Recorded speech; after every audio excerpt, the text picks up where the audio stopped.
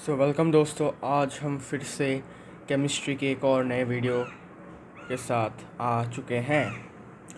तो अभी हम एक्टिविटी 2.9 से कंटिन्यू करेंगे। तो एक्टिविटी 2.9 बहुत ज़्यादा इम्पॉर्टेंट है। Okay, this is most important in the whole chapter because इससे रिलेटेड क्वेश्चंस आते हैं और बहुत मतलब MCQ type, short answer type, ठीक है, तो आता है। तो आपको ये अच्छे से समझना है कि इस एक्टिविटी में एक्चुअली क्या हो रहा है, ठीक है। Take about 1 gram solid NaCl in a clean and dry test tube and set up the apparatus as shown in figure 2.4।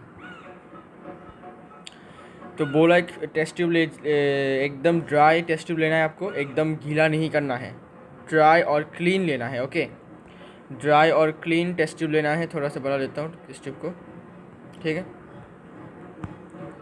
अब इस टेस्ट ट्यूब में क्या करना है आपको, इस टेस्ट ट्यूब में आपको ड्राई NaCl लेना है, मतलब आपको पाउडर NaCl लेना है, एक्वस नहीं लेना है। ओके, मतलब आपको नमक लेना है, ठीक है। नमक के ऐसे पीसेस लेने हैं आपको, ठीक है।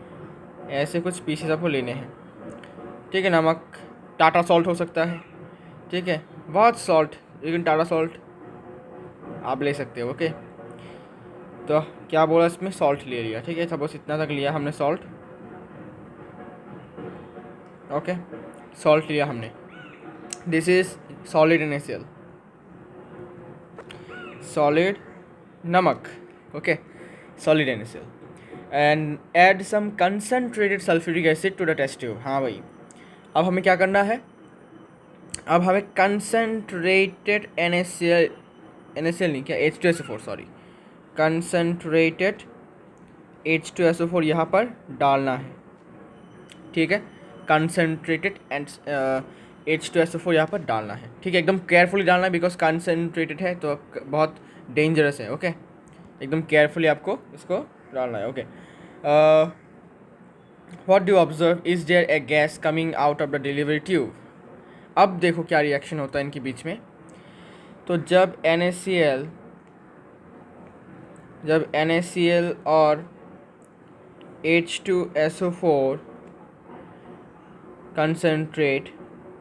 कंसनट्रेटेड रिएक्ट करते हैं तो क्या मिलता है, क्या फॉर्म होता है, सोडियम सल्फेट एक्वस,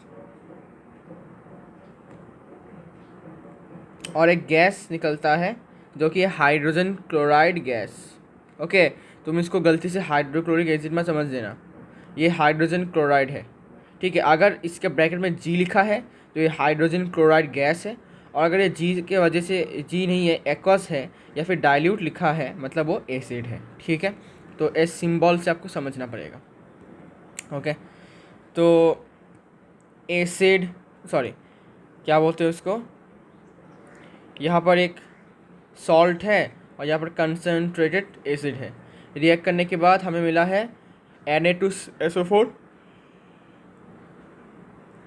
और हाइड्रोजन क्लोराइड गैस। ओके, तो यहाँ पर क्वेश्चन में गिवन था कि what do observe, is there a gas coming out of the delivery tube. तो आंसर होगा यस, एक गैस निकल रहा है डिलीवरी ट्यूब से। Test the gas evolved successively with dry and wet blue litmus paper.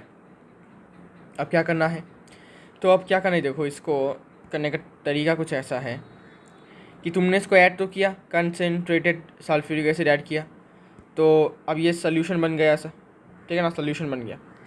तो सोल्यूशन बनने के बाद मैं एक और दिखाता हूँ टेस्ट ट्यूब में तो समझ में आ जाएगा।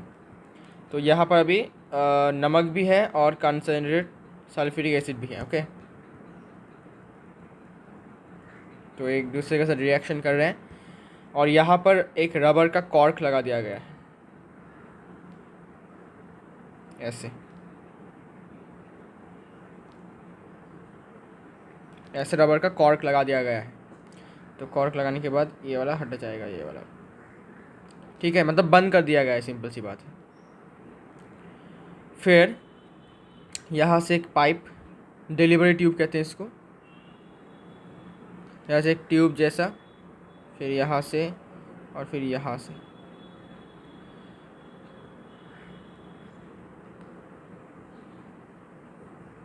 फिर यहाँ से और यहाँ से, ठीक है।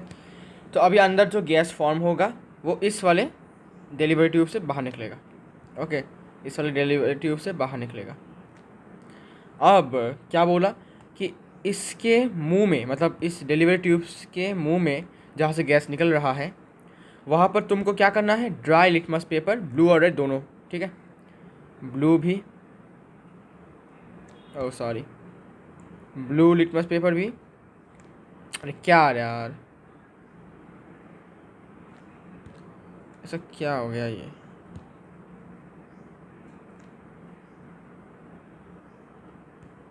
अच्छा अच्छा, समझ गया समझ गया।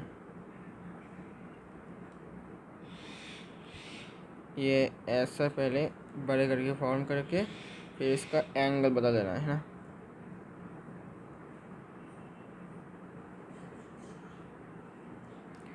छोटा कर देता हूँ और छोटा, बस थोड़ा सा छोटा कर देता हूँ बस।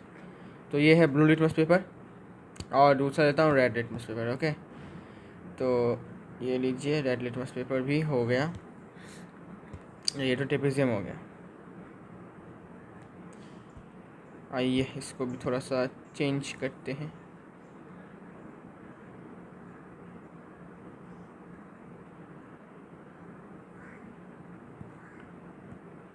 और पतला करना है। तो ये है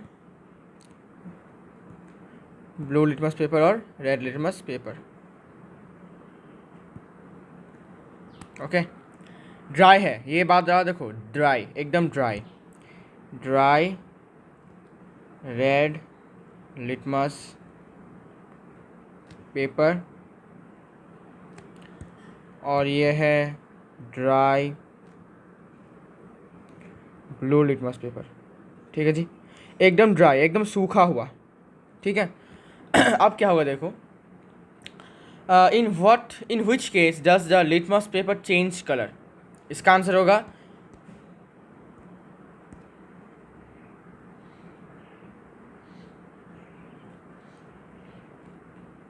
neither cases, अच्छा, in either cases the litmus paper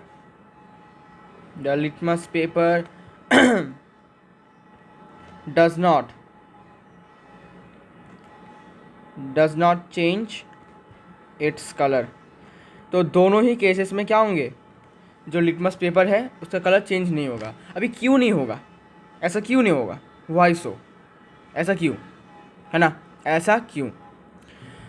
अच्छा अब देखो क्या, on the basis of the above activity what do you infer about the acidic character of dry HCl gas and HCl solution. Question ने बोला कि भाई इस अबव एक्टिविटी से तुमको, क्या तुम कुछ एसिडिक कैरेक्टर के बीच में कुछ डिफरेंस देख पा रहे हो, ड्राई HCl गैस के बीच में और HCl सोल्यूशन के बीच में, मतलब इनके बीच में कोई डिफरेंस तुमको देखने को मिल रहा है। ये भी एक एसिडिक गैस है और ये भी, मतलब ये एक नॉर्मल गैस है, ठीक है, लेकिन किसका गैस है ये, हाइड्रोक्लोरिक एसिड का गैस है ये, लेकिन ऐसा मुझे लग नहीं रहा, किसी को लगेगा नहीं, बिकॉज अगर ये एसिडिक गैस होता, मतलब अगर ये एसिडिक इन नेचर होता, तब तो भाई ये लिटमस जो है इसका रंग बदल जाता, ब्लू लिटमस रेड हो जाता, ठीक है, ब्लू लिटमस रेड हो जाता, लेकिन हुआ नहीं। ऐसा क्यों हुआ, ऐसा क्यों नहीं हुआ, बिकॉज रीज़न इज acids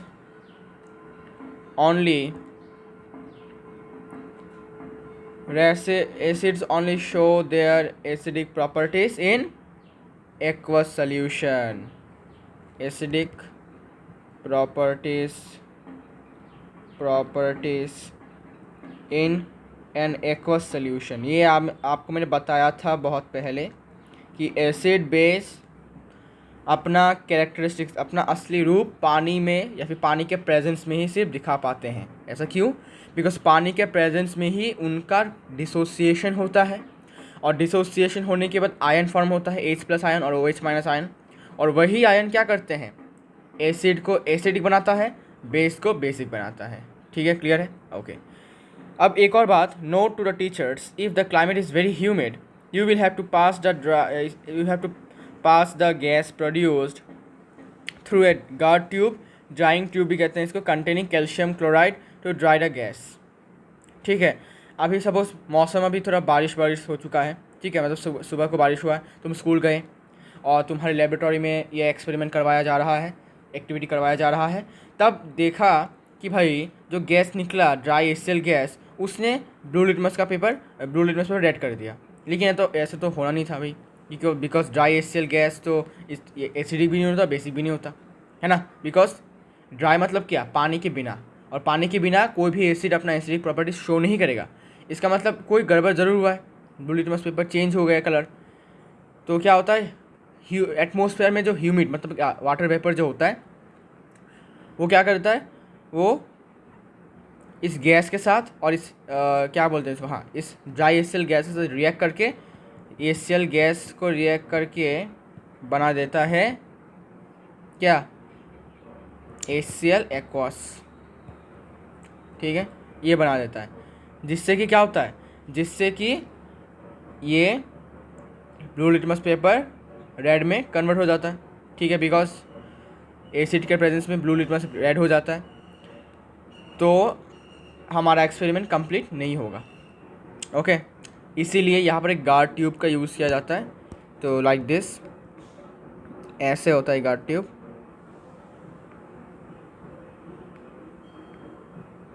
ऐसा, ठीक है, ऐसा गार्ड ट्यूब होता है। मैं फिर भी अच्छे से ड्रॉ करके दिखाता हूँ, रुको। तो ये ऐसा होता है कुछ शेप का, और इसको ऐसा शेप का होता है।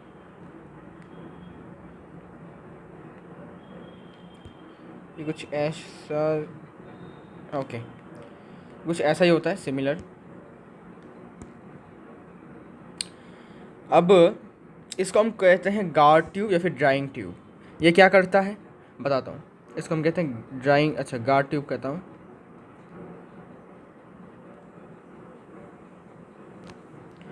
तो इसे हम कहते हैं गार्ड ट्यूब। ओके, इसे हम कहते हैं गार्ड ट्यूब। अब इस गार्ड ट्यूब में कुछ ऐसे ऐसे टुकड़े होते हैं, ऐसे ऐसे ऐसे ऐसे ऐसे ऐसे ऐसे लगे होते हैं। अब इसको कहा जाता है, इन टुकड़ों को कहा जाता है anhydrous calcium chloride. Anhydrous calcium chloride होता है इनमें। रुको रुको, इनमें होता है एनहाइड्रस।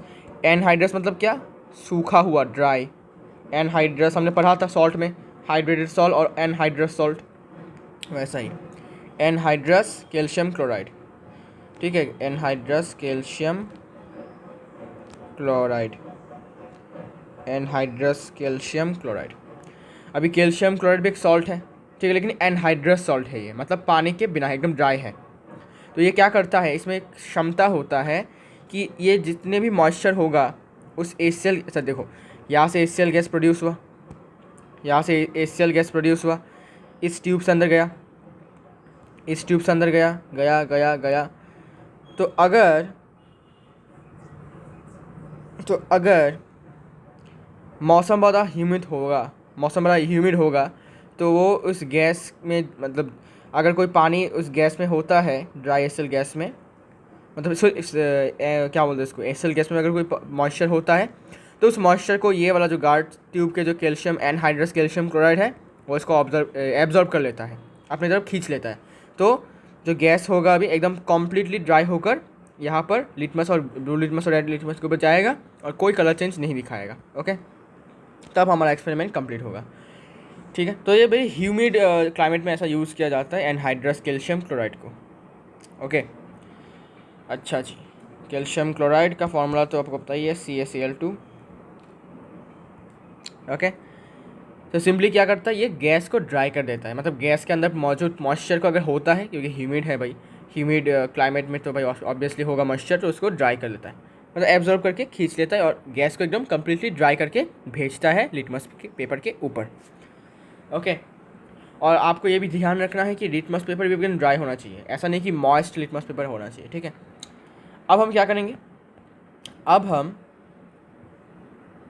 सेम चीज़ करेंगे। ठीक है, एकदम सेम डिटो करेंगे, बस एक चेंज करेंगे हम। क्या चेंज बताता हूँ, आइए। अब हम ड्राई ब्लू लिटमस के जगह पर मॉइस्ट ब्लू लिटमस लेंगे और यहाँ पर ड्राई रेड लिटमस के जगह पर मॉइस्ट रेड लिटमस पेपर लेंगे। अब क्या होगा पता है, अब ब्लू लिटमस पेपर, मॉइस्ट वाला ब्लू लिटमस पेपर का कलर चेंज होगा। ऐसा क्यों? बिकॉज मॉइस्ट मतलब क्या, पानी वाला, मतलब थोड़ा सा पानी हमने इस पर लगाया है, मतलब थोड़ा गीला है, ये थोड़ा गीला है।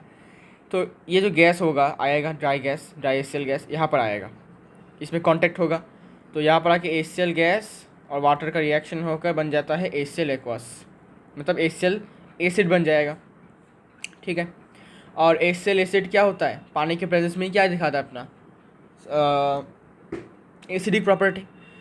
तो अभी एसिडिक प्रॉपर्टी दिखाएगा, तो एसिड क्या करेगा, ब्लू लिटमस पेपर को रेड में चेंज कर देगा, कलर चेंज कर देगा। ओके, तो ये कहा गया है इस एक्टिविटी में, ओके, कि एसिड और जितने भी बेसिस हैं, अगर तुम बेस के साथ भी करोगे तो सेम ही तुमको मिलेगा। तो बेसिस और एसिड्स अपना बेसिक और एसिडिक प्रॉपर्टी सिर्फ और सिर्फ पानी के प्रेजेंस में ही शो करते हैं। ठीक है, पानी के प्रेजेंस में ही शो करते हैं। ठीक है। तो यही था इस एक्टिविटी में, बहुत इंपॉर्टेंट एक्टिविटी था ये।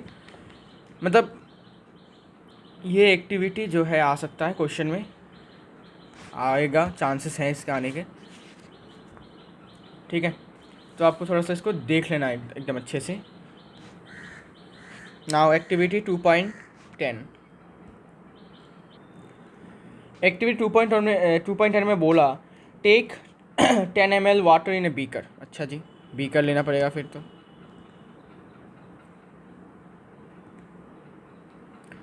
ये लीजिए beaker. Add a few drops of concentrated H2SO4 to it and swirl the beaker slowly। तो पहले तो हमने पानी लिया। First of all we have taken water। We have taken water। फिर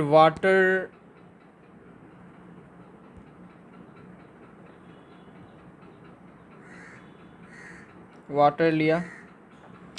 फिर यहाँ पर हमने क्या बोला इसमें, फ्यू ड्रॉप्स, ओके, थोड़े से बूंद हम तब, few drops of concentrated H2SO4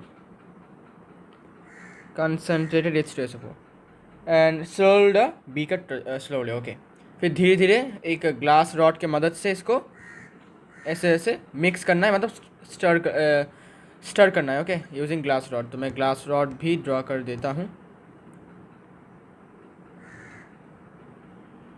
ये रहा ग्लास रॉड। ठीक है, आई गेस इससे और मोटा करने की ज़रूरत नहीं है ना, तो फिर भी मैं ऐसा कर देता हूँ।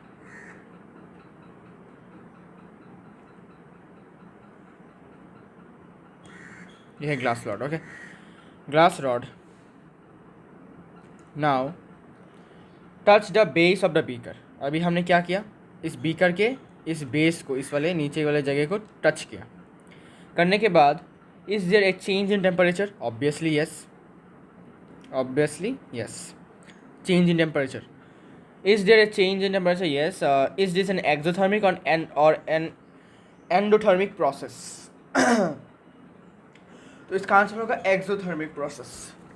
इसका आंसर होगा एक्सोथर्मिक प्रोसेस, क्योंकि हीट निकल रहा है। ओके, हीट निकलेगा इस प्रोसेस में, exothermic process. Heat will liberate, अच्छा, heat will be release, okay, liberate नहीं कहूँगा, heat will be release in this type of process, और रिएक्शन भी कह सकते हो। Repeat the above activity with sodium hydroxide pellets and record your observations। अब क्या बोला है, अब ये बोला है भैया, अभी तुम कंसनट्रेटेड H2SO4 की जगह पर कंसनट्रेटेड सोडियम हाइड्रोक्साइड लेकर इसको ट्राई करके देखो। तो ठीक है भाई, बोला है तो ट्राई करते हैं। तो अभी हम कंसनट्रेटेड NaOH यहाँ पर डालेंगे और जैसे ग्लास रॉड की मदद से इसको हम स्टर करेंगे, मतलब ऐसे मिक्स करने माने मिक्स करेंगे, ठीक है, धीरे धीरे। जो प्रोसेस होगा उसमें भी चेंज इन टेम्परेचर देखने को मिलेगा, पहले जैसा चेंज इन टेम्परेचर देखने को मिलेगा पहले जैसा। और ये प्रोसेस भी एक्सोथर्मिक प्रोसेस होगा, हीट बाहर निकलेगा इस प्रोसेस से। ओके, हीट बाहर निकलेगा इस प्रोसेस से, ठीक है, बस सेम इतना ही है, इतना ही। ओके, दोनों के केसेस में सेम होगा। अब ये जो प्रोसेस हम कर रहे हैं, मतलब पानी में कंसनट्रेटेड H2SO4 मिलाकर स्टर कर रहे हैं, इस प्रोसेस को हम क्या कहते हैं? डाइल्यूशन। क्या कहते हैं? डाइल्यूशन। और डाइल्यूशन हमेशा याद रखना, डाइल्यूशन हमेशा करने के कुछ स्टेप्स होते हैं, ठीक है। डाइल्यूशन में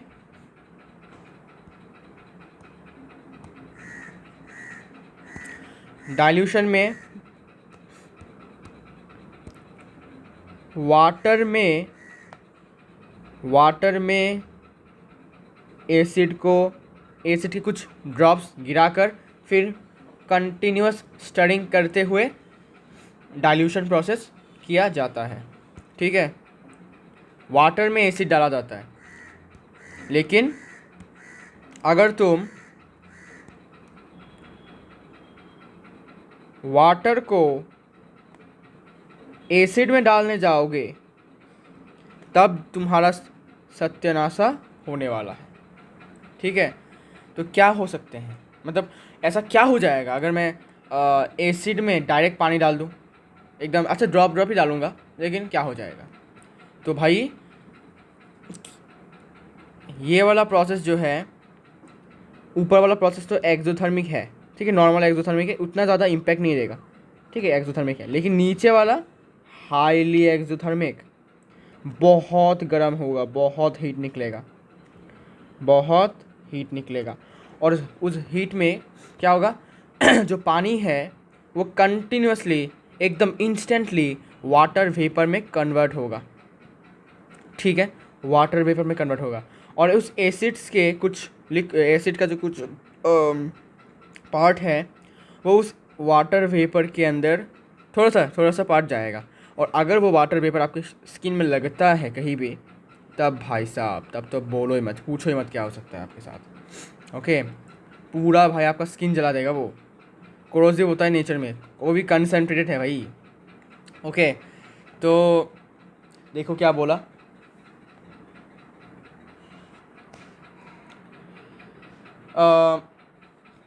इसमें बोला, देखो, the process of dissolving an acid और a base in water is a highly exothermic one, ठीक है। Care must be taken while mixing concentrated nitric acid और सल्फ्यूरिक एसिड विद वाटर। एकदम अच्छे से केयर आपको करना है, मतलब एकदम अच्छे से ध्यानपूर्वक आपको इसको करना है, इस वाले प्रोसेस को। The acid must always be added slowly to water with constant stirring, ठीक है, जो मैंने बोला आपकी। The acid must be added to water, acid को वाटर में ऐड करना है, वाटर को एसिड में नहीं, okay. Acid must be added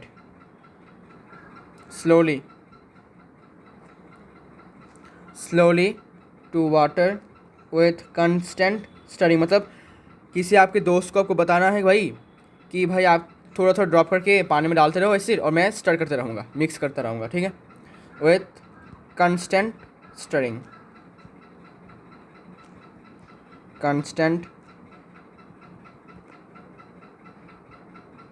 stirring, okay.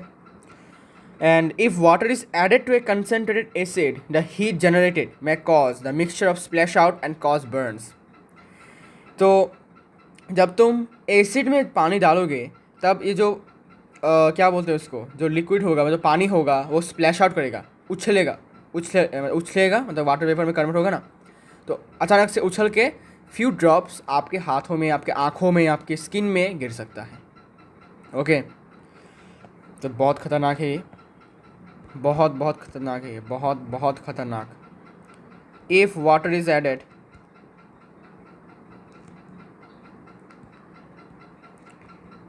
is added to a concentrated acid,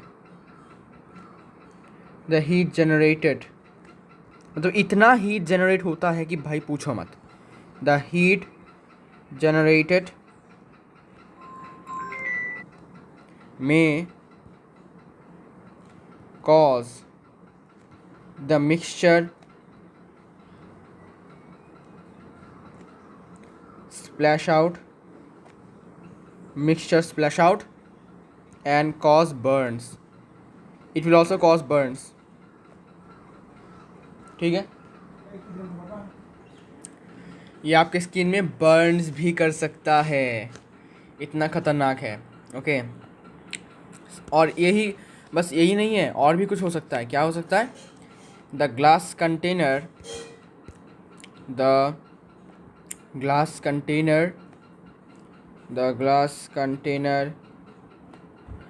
may also break due to excessive heat.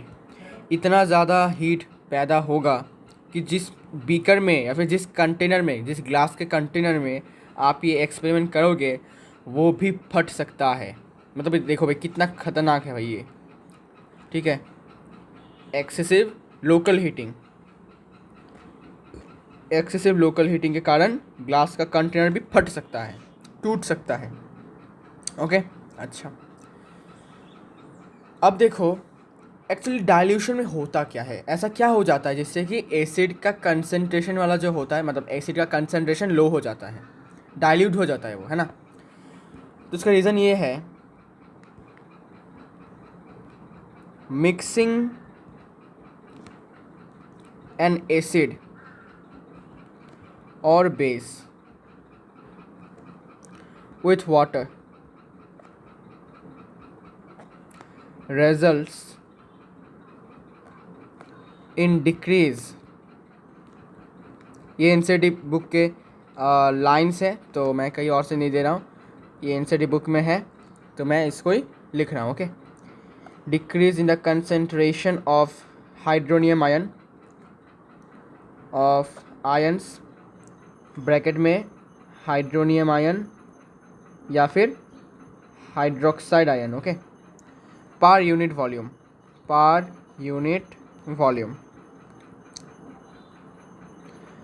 Such a process is called dilution.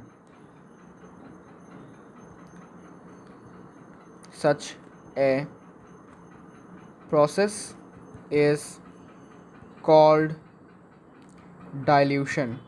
तो इसी process को हम कहते हैं डाइल्यूशन। ओके,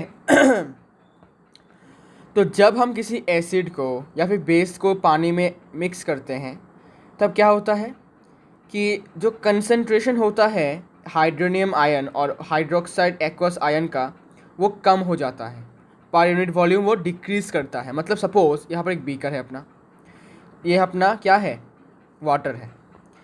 तो सपोज़ यहाँ पर हमने क्या लिया, कंसनट्रेटेड NaOH लिया सपोज़। ठीक है, तो कंसनट्रेटेड NaOH में यहाँ पर हमने लिया NaOH कंसनट्रेटेड या फिर नॉर्मल, ऐसा कंसनट्रेटेड लेता हूँ, कंसनट्रेटेड।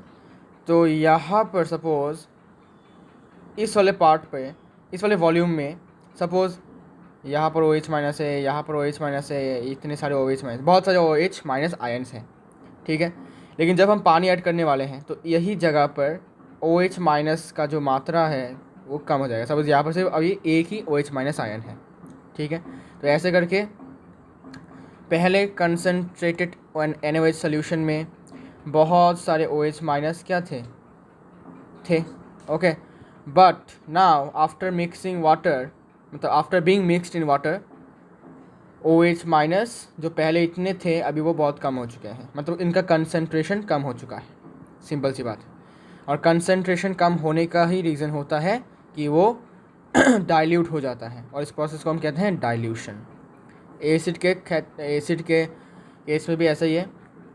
सपोज यहाँ पर कंसनट्रेटेड HCl है, तो यहाँ पर H+ आयन, यहाँ पर हाइड्रोनियम आयन, यहाँ पर हाइड्रोनियम आयन, कंसनट्रेशन बहुत ज़्यादा था, लेकिन वाटर में मिक्स करने के बाद वही कंसनट्रेशन कम हो जाता है। सपोज यहाँ पर एक है और यहाँ पर एक है, ठीक है, या यहाँ पर एक है और यहाँ पर एक है, ठीक है। तो कंसनट्रेशन कमने के कारण ही जो एसिड होता है वो डाइल्यूट हो जाता है। Okay, so this is the activity 2.10। अभी हम एक्टिविटी 2.11 की तरफ बढ़ते हैं। कहाँ गया? आ गया। Activity 2.11, take the pH values of solutions given in table 2.2, recorded observations, what is the nature of each substance on the basis of your observation। अच्छा जी, सो एक्टिविटी 2.11 में एक टेबल गिवन है आपकी किताब में, मेरे पास भी वो किताब है। तो इस टेबल को मैं यहाँ पर ड्रॉ कर लेता हूँ, ठीक है। Serial number, solution, colour of the pH, approximate pH value, और ये बाकी का नेचर ऑफ सब्सटेंस। तो यहाँ पर सीरियल नंबर, यहाँ पर सॉल्यूशन, यहाँ पर colour of pH paper, colour of pH paper, और ये अप्रॉक्सीमेट वैल्यू,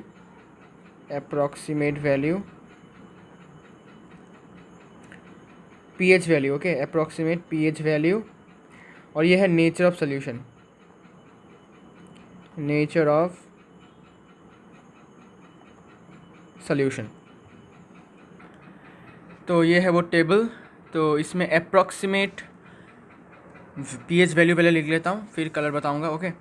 तो सलाइवा बिफोर मील्स, इसका pH रहता है 7.4, मतलब स्लाइटली अल्कलाइन, मतलब बेसिक, लेकिन खाने के बाद हो जाता है 5.8, मतलब स्लाइटली एसिडिक। ओके, मतलब मीडियम एसिडिक कह सकते हो। लेमन जूस का है 2.2। इसके बाद कलरलेस एरेटेड ड्रिंक्स, इसका pH वैल्यू है 4, और कैरेट जूस का है 6, कॉफ़ी का है 4.5, ठीक है। अब बोलो, बहुत लोग बोले भाई कॉफ़ी तो भाई कड़वा होता है, फिर ये एसिड कैसे? तो भाई साहब, कुछ ऐसे भी एसिड्स होते हैं जिनका टेस्ट कड़वा होता है ना। Generally acids are sour in taste and generally bases are bitter in taste, but not all bases are bitter in taste and not all acids are sour in taste, okay। Tomato juice, tomato का juice का pH है 4.3, और tap water ये very करता है 6 से 8.5 में 5 तक। 1 मोलर NaOH का कंसनट्रेशन है 4, और 1 मोलर HCl का कंसनट्रेशन है 0, ओके। ये 1m क्या है? 1m एक्चुअली, 1m का मतलब होता है 1 मोल पर लीटर, 1 मोल पर लीटर, ओके। मतलब इसको ऐसा लिखा है 1 मोल पर लीटर, जिसको शॉर्टकट में लिखा जाता है 1 मोल पर लीटर। तो 1m का मतलब होता है 1 मोल पर लीटर। अब ये वाला जो सलाइवा बिफोर मील है वो वेरी करता है 6.8 से 7.4 के बीच में, ओके। ये वेरी करता है इनके बीच में। अब कलर बताता हूँ। तो कलर, इसका कलर होता है ग्रीन, इसका कलर होता है येलो ग्रीन, इसका कलर होता है ऑरेंज, कलरलेस एडेड ड्रिंक का है येलो, कैरेट जूस का येलो ग्रीन,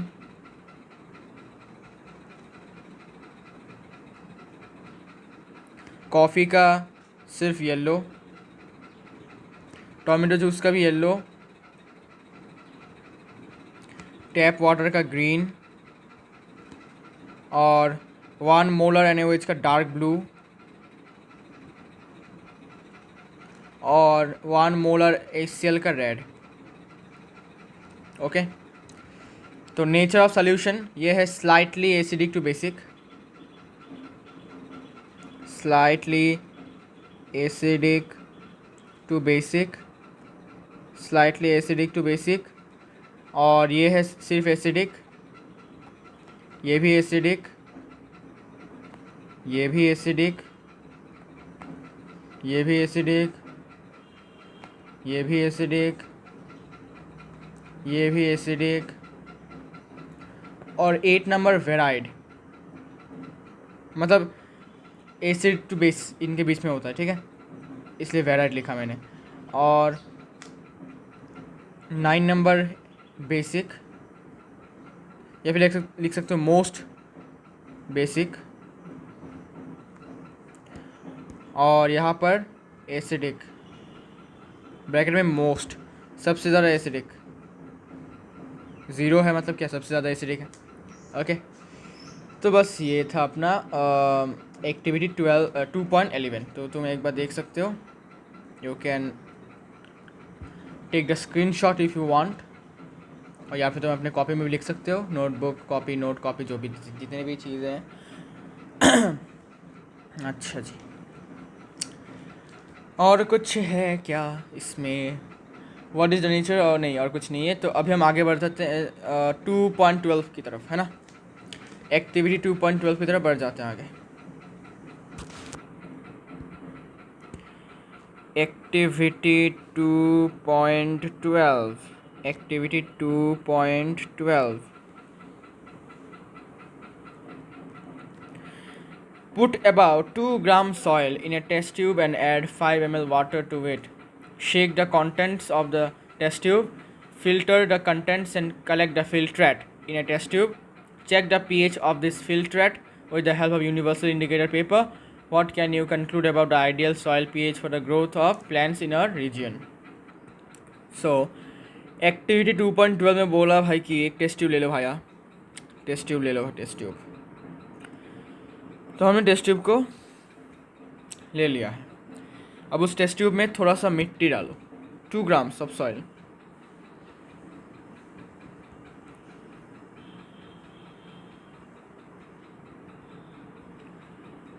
ठीक है, 2 ग्राम्स ऑफ सॉइल।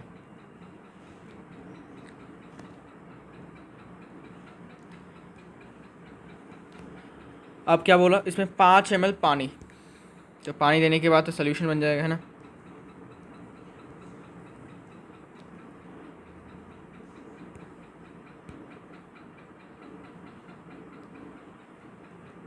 वाटर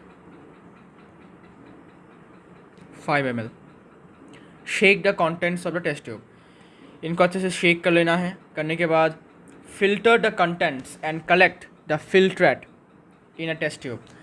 अब फिल्टर पेपर के मदद से इस कंटेंट को फिल्टर करके जो पानी हमें मिला उसको हम कहते हैं फिल्ट्रेट। ओके, फिल्ट्रेट का मतलब ऐसा लिक्विड जो एक फिल्टर पेपर से गुजर के आया है। Okay, which is pass through a filter paper is called a filtrate. तो अभी जो हमें लिक्विड मिला आफ्टर, रुको दिखाता हूँ, एक टेस्ट ट्यूब लेता हूँ फिर से। अरे ये नहीं, ये नहीं, ये नहीं, ये नहीं, ये वाला। तो यहाँ पर हमने एक फनल रखा है। आइए, फनल थोड़ा सा, अरे यार थोड़ा सा ऐसा बेंड क्यों हो रहा है ये, थोड़ा सा इस तरफ, लाइक दिस। और यहाँ पर है अपना filter paper. Okay, filter paper. तो अभी यहाँ पर हमने इस कंटेंट को रखा है,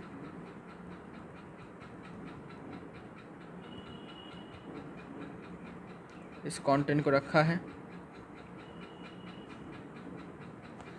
रखने के बाद कुछ लिक्विड हमें मिलेगा, इसे हम कहते हैं फिल्ट्रेट। ओके, ये लिक्विड हमें मिलेगा। Okay, this is the liquid. अभी इसी लिक्विड को क्या करना है, इसे हम कहते हैं filtrate.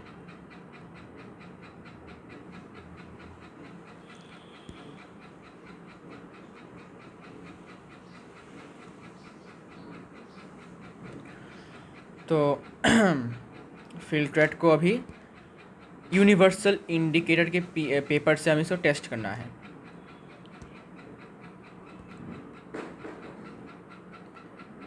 Testing the pH using universal indicators, universal indicator. तो जब हम इसको टेस्ट करेंगे, टेस्ट करने के बाद, हमें ये दिखा कि जो पीएच है, पीएच का रेंज है 5.5 से 7 तक। So this is the ideal pH range for the growth of plants in the soil, okay, in our region. ठीक है, डिफरेंट रीजन्स में लगभग इतना तक इनके बीच में आएगा पीएच का value. So this is the ideal range, okay. तो ये होगा इसका एक्टिविटी 2.12 का आंसर। तो एक्टिविटी 2.13 में बोला है right the chemical formula of the salts given below. Potassium sulphate, मैं डायरेक्ट लिख देता हूँ, ठीक है। Potassium sulphate, sodium sulphate, calcium sulphate, magnesium sulphate, copper sulphate, sodium chloride, sodium nitrate,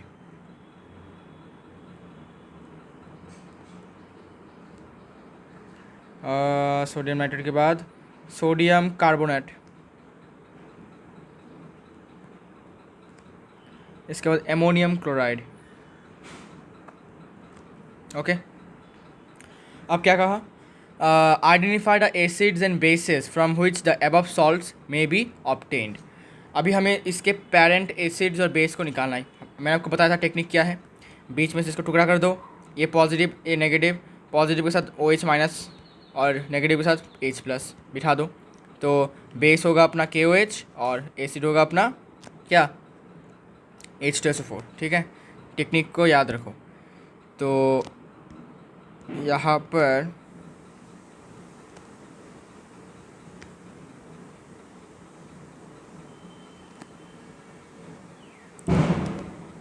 base जो होगा वो होगा KOH और एसिड होगा H2SO4।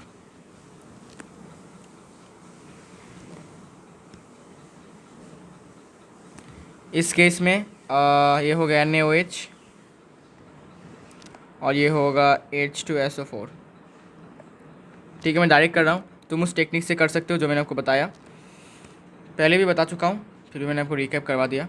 ये होगा कैल्शियम हाइड्रोक्साइड और ये होगा H2SO4।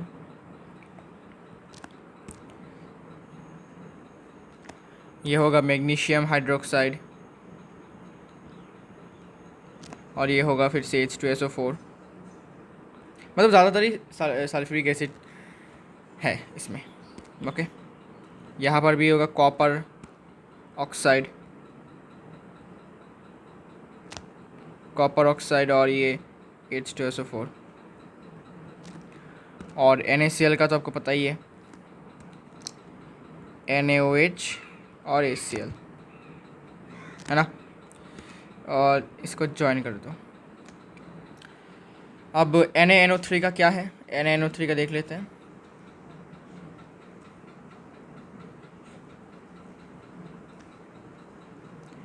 NaNO3 का होगा NaOH और HNO3, सोडियम हाइड्रोक्साइड और नाइट्रिक एसिड। और इसका है भाया सोडियम हाइड्रोक्साइड और कार्बोनिक एसिड। और इसका है एमोनियम हाइड्रोक्साइड और हाइड्रोक्लोरिक एसिड, एमोनियम हाइड्रोक्साइड और hydrochloric acid, okay. So this is the parent acids and bases from which the above salts have are obtained. तो ये हो गया हाँ, Salts having the same positive or negative radicals are said to belong to a family. For example, NaCl and Na2SO4 belong to the family of chloride sodium salts.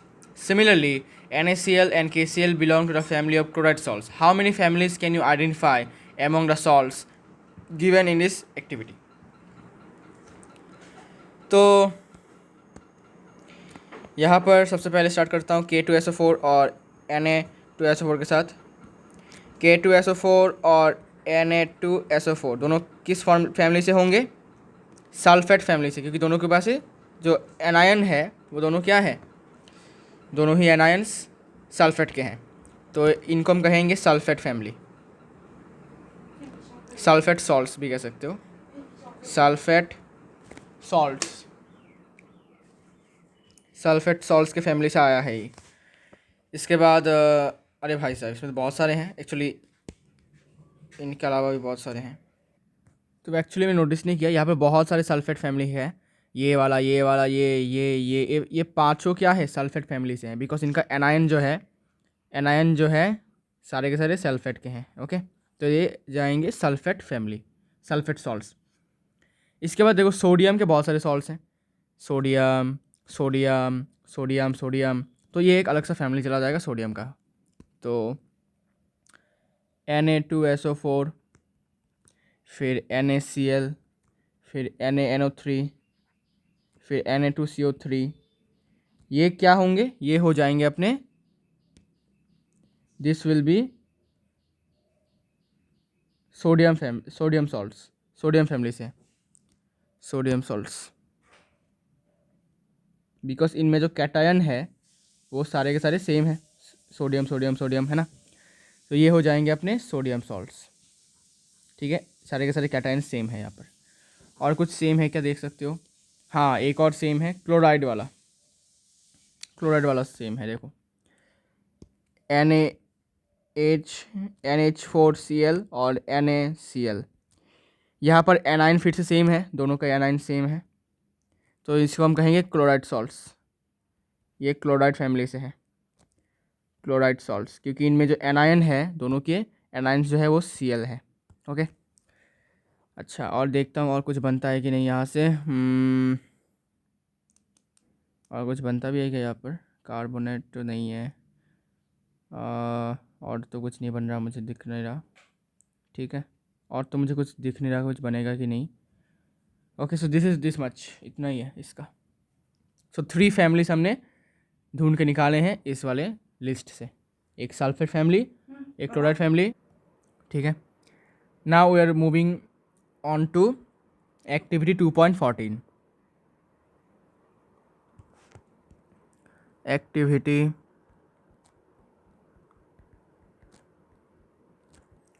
2.14,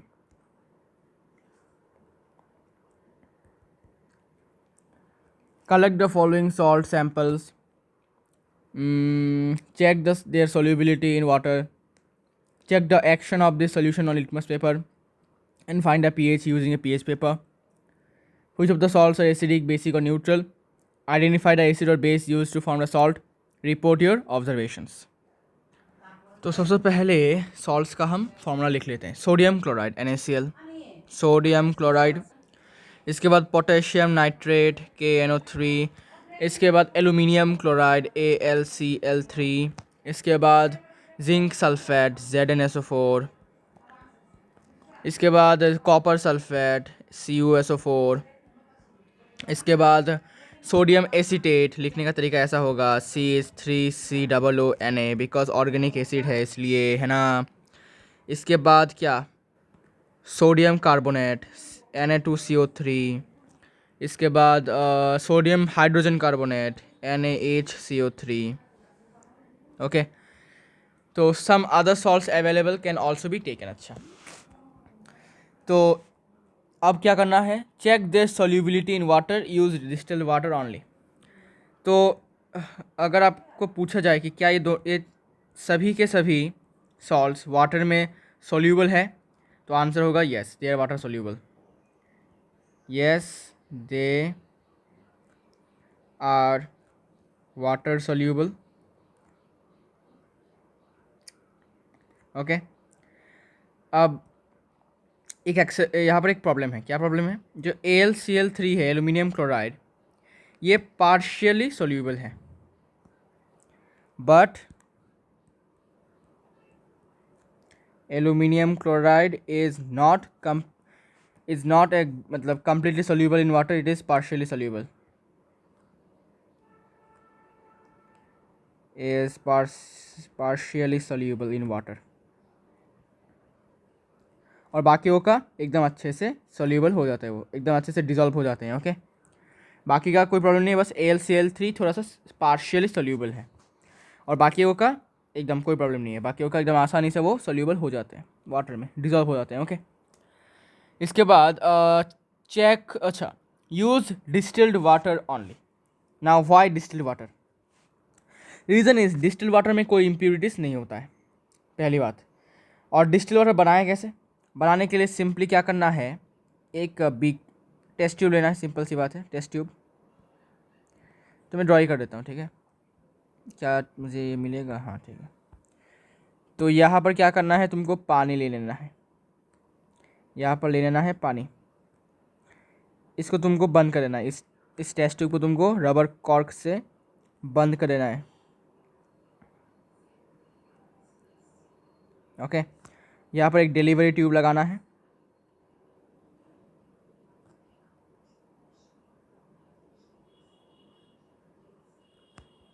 यहाँ पर एक delivery tube लगाना है।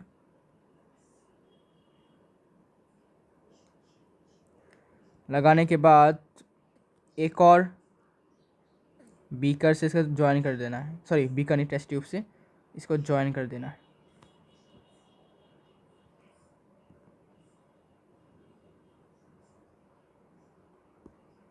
यहाँ पर भी रबर कॉर्क लगाया हुआ है।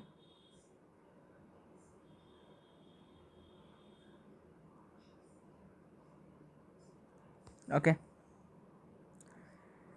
अब क्या करना है, ये है वाटर, नॉर्मल वाटर, ठीक है? नॉर्मल वाटर, डिस्टिल नहीं है, नॉर्मल वाटर है, नॉर्मल H2O। क्या करना है, नीचे से हीट देना है, नीचे से इसको हीट देना। अरे भाई साहब, ये क्या? हाँ भाई, ठीक है, हीट दिया हमने इसको नीचे से। हीट देने के बाद क्या होगा, वाटर वेपर फॉर्म होगा।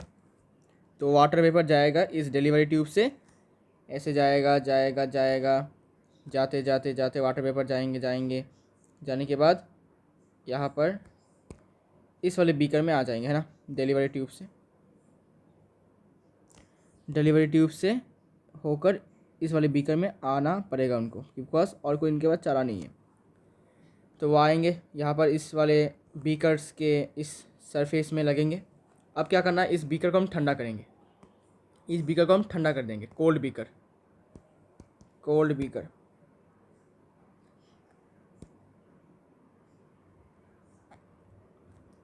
Cold beaker. अब बीकर ठंडा होने से जो वाटर वेपर्स होंगे वो आकर इसके सरफेस में यहाँ पर आकर इकट्ठा होंगे, और अब क्या पर होगा, यहाँ पर होगा कंडेंसेशन, यहाँ पर होगा कंडेंसेशन, मतलब वाटर वेपर अभी लिक्विड में कन्वर्ट होने वाले हैं।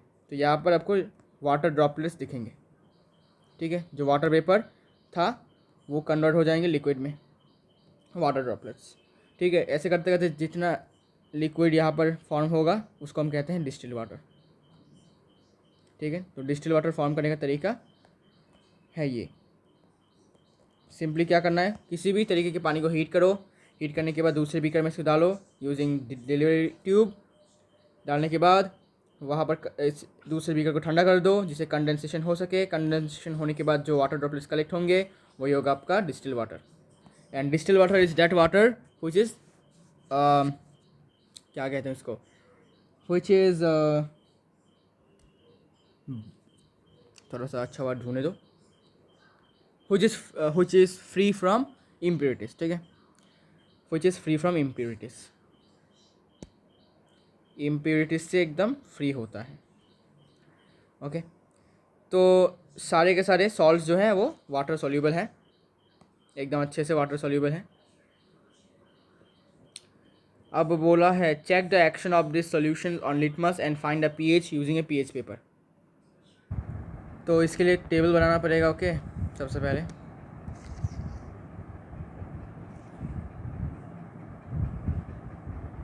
अरे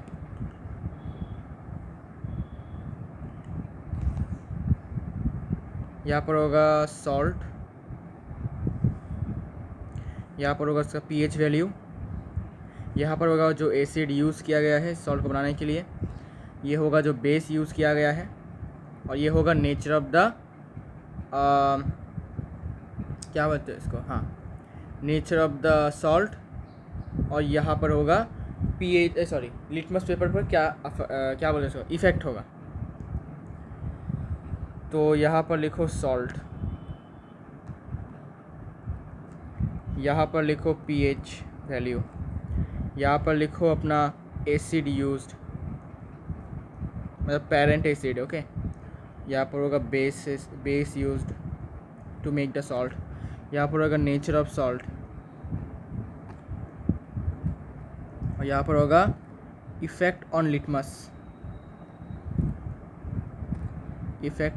पेपर। ओके, अब पहला सॉल्ट सोडियम क्लोराइड, पहला सॉल्ट, कितने सॉल्ट्स हैं, 1 2 3 4 5 6 7 8, 8 बक्से बना लेता हूँ आराम से, 3 4 5 6 7 और ये 8 हो गया भाई, 8 हो गए। अरे यार, ठीक है। अभी सॉल्ट से पहले NaCl, फिर पोटेशियम नाइट्रेट,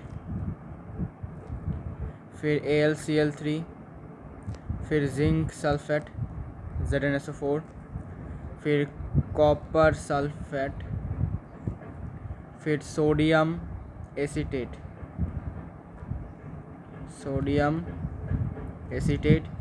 फिर सोडियम कार्बोनेट, फिर सोडियम हाइड्रोजन कार्बोनेट। तो इसका pH हम कैसे निकालें, है ना। तो pH निकालने का सबसे आसान तरीका है, पहले एसिड और बेस निकालो जिससे बने हैं। तो NaCl तो बना है भाई अपना, एसिड है HCl, बेस है NaOH, ये है ये HNO3 और बेस है KOH, ये HCl और ये AlOH3 इसका बेस है, ये H2SO4 और ये ZnOH2 जिंक हाइड्रोक्साइड। इसके बाद कॉपर, ये H2SO4 और ये कॉपर हाइड्रोक्साइड, ये एसिटिक एसिड यूज़ हुआ यहाँ पर, और बेस है NaOH,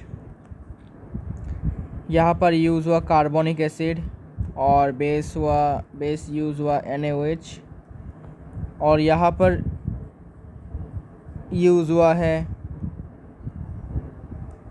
यहाँ पर कार्बोनिक एसिड, और यहाँ पर फिर से NaOH, है ना, NaOH। Now this is strong acid, this is also strong acid. तो स्ट्रॉन्ग एसिड हो जाएगा क्या, न्यूट्रल। तो nature of salt will B neutral, और न्यूट्रल सॉल्ट का pH क्या होगा, 7। देखा, ऐसे निकालना है आपको। फिर नाइट्रिक एसिड भी स्ट्रॉन्ग एसिड, और पोटेशियम हाइड्रोक्साइड भी स्ट्रॉन्ग, इसमें S भी होगा, स्ट्रॉन्ग बेस, ये भी स्ट्रॉन्ग बेस, ये भी क्या होगा, न्यूट्रल। अच्छा ठीक है, न्यूट्रल तो मैं ऐसे कर देता हूँ। तो इसका pH होगा 7। फिर यहाँ पर HCl है स्ट्रॉन्ग एसिड, लेकिन aluminium hydroxide is a weak base. तो स्ट्रॉन्ग एसिड है और वीक बेस है, तो nature of salt will be acidic, और एसिड का pH क्या होता है, लेस देन 7, है ना, लेस देन 7। इसके बाद ZnSO4 का, इसमें सल्फ्यूरिक एसिड है स्ट्रॉन्ग एसिड और zinc hydroxide is a weak base. तो यहाँ पर भी the salt will be acidic, तो pH will be smaller than 0, smaller than 7। Okay, इसके बाद कॉपर सल्फेट, इसमें sulphuric acid is a strong acid लेकिन copper hydroxide is a weak base, तो यहाँ पर भी क्या फॉर्म होगा, एसिडिक सॉल्ट, तो the pH will be smaller than 7। इसके बाद acetic acid, acetic acid is a weak acid, you know that, weak acid, but NaOH is a strong base। तो strong base है और weak acid है, तो nature of the salt will be what, basic। nature of the salt will be basic, ठीक है।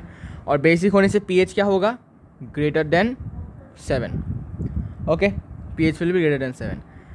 अब यहाँ पर carbonic acid is a weak acid और sodium hydroxide is a strong base, तो nature of the salt will be what, basic, तो pH will be greater than 7। इसके बाद कार्बोनिक एसिड फिर से वीक एसिड और NaOH फिर से स्ट्रॉन्ग बेस, तो nature of the salt will B basic, मतलब pH ग्रेटर देन 7। अब लिटमस पेपर के ऊपर क्या इफेक्ट होगा। अब देखो इस सॉल्ट का नेचर क्या है, न्यूट्रल है, तो न्यूट्रल में कोई चेंज होगा क्या लिटमस पेपर में, नो चेंज। तो लिटमस पेपर पे होगा कोई चेंज नहीं, नो चेंज। यहाँ पर भी न्यूट्रल है तो यहाँ पर भी नो चेंज, लेकिन यह भी एसिडिक सॉल्ट है और हमें पता है कि एसिड के कांटेक्ट में ब्लू लिटमस रेड हो जाता है, तो यहाँ पर होगा blue litmus change to red, blue litmus to red, ठीक है, क्योंकि एसिडिक है तो ब्लू लिटमस टू रेड। इसके बाद ये भी एसिडिक है तो इसमें भी same blue litmus to red, ये भी एसिडिक तो यहाँ पर भी ब्लू लिटमस टू रेड। अभी बेसिक में क्या होता है, बेस में रेड लिटमस ब्लू हो जाता है ना, तो यहाँ पर होगा red litmus blue, red litmus to blue, ठीक है। और इसमें भी सेम, बाकी का सेम, बिकॉज बाकी के बेसिक है। तो ये था भाई एक्टिविटी 2.12 है ना, एक्टिविटी 2.14, सॉरी 2.14 का टेबल आप स्क्रीनशॉट लेकर रख सकते हो। तो 2.14 हो चुका है, फाइनली 2.15 की तरफ बढ़ते हैं, and this is the last activity of this chapter acids base and salts, है ना। तो आइए इस एक्टिविटी को ख़त्म करते हैं। एक्टिविटी 2.15 मतलब 15, एक्टिविटी 2.15 आगे बढ़ते हैं। Activity 2.15, heat a few crystals of copper sulphate in a dry boiling tube. What is the color of the copper sulfate after heating? Do you notice water droplets in a boiling tube? Where have this come from? Add 2 to 3 drops of water on the sample of copper sulfate obtained after heating. What do you observe is the blue color of copper sulfate restored. तो ये है experiment नहीं, activity 2.15। इसमें बोला test tube ले लीजिए। Test tube में आपको क्या करना है, टेस्ट ट्यूब में आपको कॉपर सल्फेट जिसका कलर ब्लू होता है, कॉपर सल्फेट क्रिस्टल्स जिसका कलर ब्लू होता है उसको ले लेना है, ठीक है। हमने ले लिया, कॉपर सल्फेट का क्रिस्टल्स लिया है, ओके। लेने के बाद क्या बोला इसमें, लेने के बाद बोला कि भाई हीट करो इसको, तो हीट किया हमने इसको, हीट किया। हीट करने के बाद ये तो है अपना क्या, this is copper sulphate crystals CuSO4.7H2O, ठीक है, हाइड्रेटेड सॉल्ट है ये। जब तुम इसको हीट करोगे तो मैंने क्या बोला था कि जब तुम हीट करोगे तो जो वाटर ऑफ क्रिस्टलाइजेशन है वो फुश हो जाएगा, मतलब उड़ जाएगा, ओके। इट विल एलिमिनेट, तो water of crystallisation will eliminate. इसमें बोला देखो, what is the colour of the copper sulphate after heating, the colour of the copper sulphate will be white because water of crystallisation नहीं है। और water of crystallisation ही क्या करता है, एक सॉल्ट को उसका कलर शेप देता है। तो the colour of copper sulphate, the colour of copper sulphate after heating is white. ठीक है, आफ्टर हीटिंग इज वाइट। तो हीट करने के बाद क्योंकि वाटर ऑफ क्रिस्टलाइजेशन नहीं रहा तो उसका कलर वाइट हो जाएगा। ठीक है, ये क्वेश्चन हो गया। Do you notice water droplets in a boiling tube, where have this come from. अब देखो ये वाटर ड्रॉपलेट्स कहाँ से आए हैं, इसका आंसर होगा ये कि copper sulphate crystals,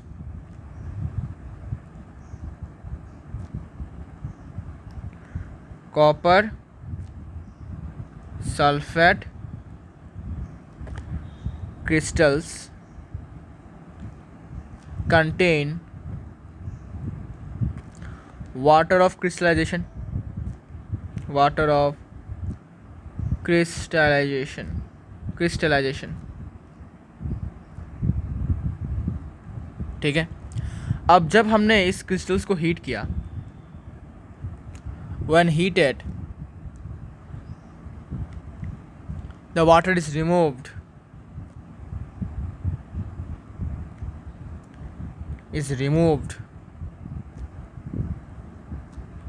and the salt turns white,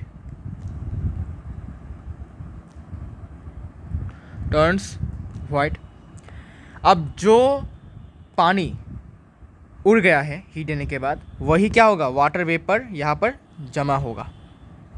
okay, वही वाटर वेपर यहाँ पर जमा होगा। Okay, water droplets. तो यहाँ पर वाटर ड्रॉपलेट्स दिखा देता हूँ, क्या बोलते हो, यहाँ पर कुछ वाटर ड्रॉपलेट्स में दिखा देता हूँ। This is water droplets. Okay,